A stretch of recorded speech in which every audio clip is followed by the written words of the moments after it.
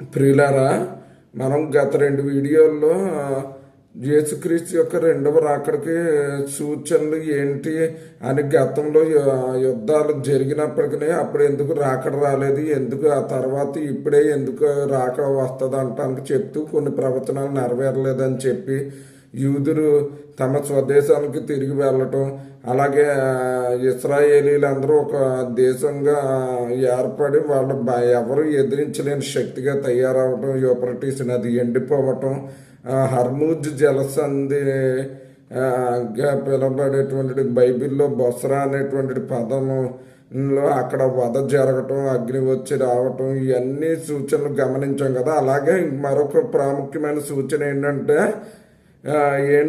యెరూషలేం అనేది బరువైన రాయిగా మారుతుంది. దాన్ని ఎత్తిమోయేవారు అందరూ మిక్కిలి గాయపడతారు, భూజనులు అందరూ మిక్కిలి విరోధులై ఉంటారు అన్నది ఇది కూడా జరుగుతుంది. సోషల్ మీడియాలో వాళ్ళ మీద విపరీతమైన ట్రోల్స్ చేస్తున్నారు.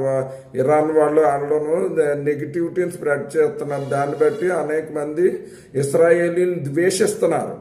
అలాగే దాన్ని సపోర్ట్ చేసే వాళ్ళని అందరినీ ఇరాన్ను పేల్చేసింది అనమాట. ఇవన్నీ కూడా రాకడ సూచనలను గమనించుకుని ఆయన రాకడ అతి సమీపంగా ఉందని గ్రహించుకుని మీరు మారు మనసు పొంది రక్షించబడి ఆయన రాకడ కొరకు సిద్ధపడి ఆయన రాకడలో ఎత్తబడాలని చెప్పి ప్రభునామమున కోరుతున్నాను. దేవుడు తన పరిశుద్ధ వాక్యం దీవించును గాక.